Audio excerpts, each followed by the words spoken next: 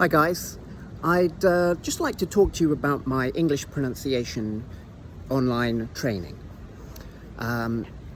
This is a course basically that has been developed over 5 or 6 years. Prior to that, I was teaching one-to-one English pronunciation in London to students from all over the world. And if you are a learner of English as a second language living in the UK, then you really should join my school, okay? It's not very expensive. It's only about £7 or £8 a month. And what makes this course a bit different is that you're not just getting lots of lectures and exercises and quizzes and things like that. Of course, you get all of that stuff, but you also get one-to-one help with your pronunciation, okay? You see, the course includes a series of sort of homework assignments, right? And what you do is you record yourself, like I'm recording myself now, using your phone or your webcam or whatever, okay? So you record yourself doing certain vocal exercises, and you submit those videos to me through the website.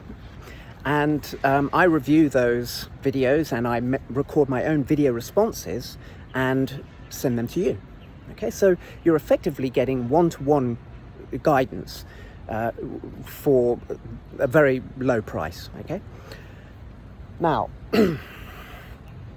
I want to tell you a bit about my thoughts on why it is that you have pronunciation problems in the first place. Okay, so it comes down to two issues, mental and physical. The mental problem is that when you learn English as a second language, you learn it primarily through your eyes as opposed to your ears, okay?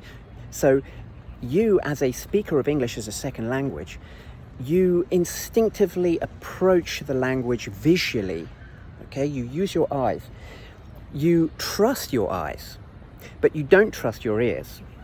Okay, let me take an example. Let's take the word debt, as in he's in debt, student debt, credit card debt, okay? This word is pronounced debt, okay? Every native English speaker pronounces it this way, whether they're British, American, Australian, or whatever, it doesn't matter, okay? Every native English speaker pronounces this word debt. However, if you are a speaker of English as a second language, then there's a very good chance that you pronounce this word debt like that. Now, why is that?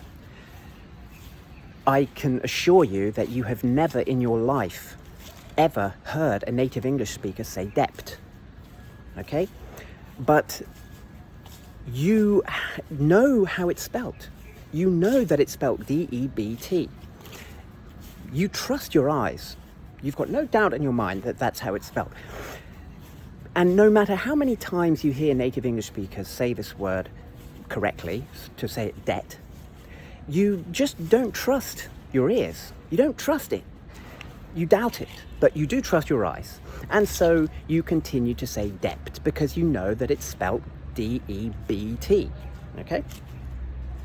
So this attitude is really holding you back. You have to learn to be skeptical of your eyes, to be skeptical of English spelling, and to rather trust your ears. Okay, now that's not easy, it's a process, and that's why I've made this online course. But that essentially is the problem. In other words, you need to become more like a native English speaker. So any native English speaker will have the same memories that I have of learning to read and write at school. Natives, and I'm sure this is the same whatever language you speak, native children, they learn to read and write at about the age of 5 or 6, okay? And at that age, of course, you can already speak the language quite well, okay? And every native English speaker has the same experience, the same memory of this, which is that when you start to learn to read and write, you are constantly frustrated, surprised, annoyed by the way in which English spelling seems to contradict the pronunciation of the words. For example, I myself clearly remember being at school when I was about 5, and one of the teachers, a nun, this was a convent school, one of the teachers corrected my spelling. I had written the word friend, and I had written it F-R-E-N-D, okay? And the teacher corrected me and said, no, it's F-R-I-E-N-D. And I remember looking up at her and just sort of looking at her as if she was a fool, because it doesn't make sense. Why would the word be spelt this way? And there are any number of English words that are like that. Children are constantly surprised by the way in which words are spelt, but over time you just remember, you just get used to it. And I mean, the truth is that a lot of adults, including me, by the way, actually never really master English spelling. And a lot of people, including me, don't think it's really that important. We don't really judge people by their spelling the way that we do, the way that we judge them by their pronunciation. And besides, nowadays, we don't really communicate in writing the way that we once did. And even when we do, we have spell check and all this kind of thing, you know, automatic spell check. So, you know, we're not sending handwritten letters several times a day to each other like we used to.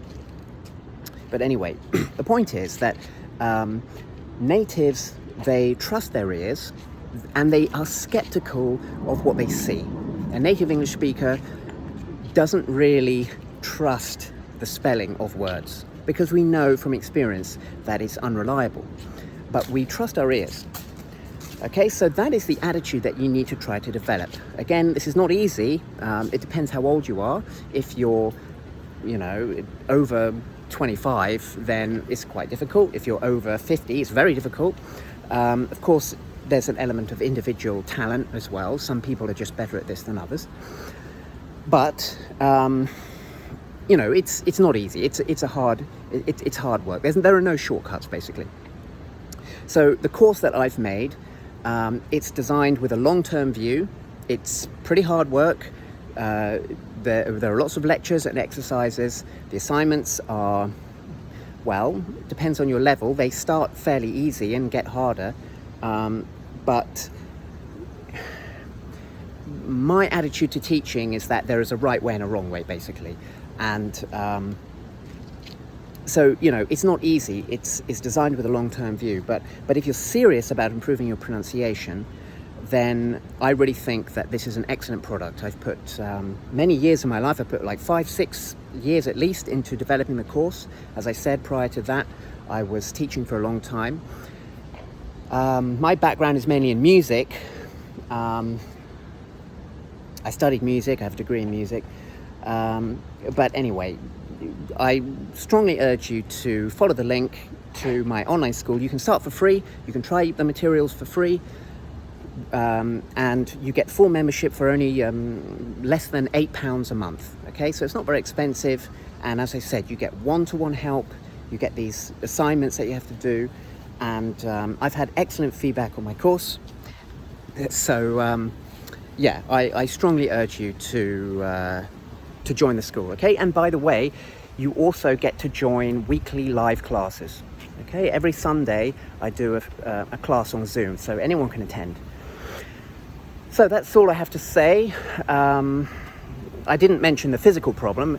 I mentioned the mental problem. The physical problem is essentially down to muscle memory, building the right sort of habits for your mouth and your tongue and all that kind of stuff.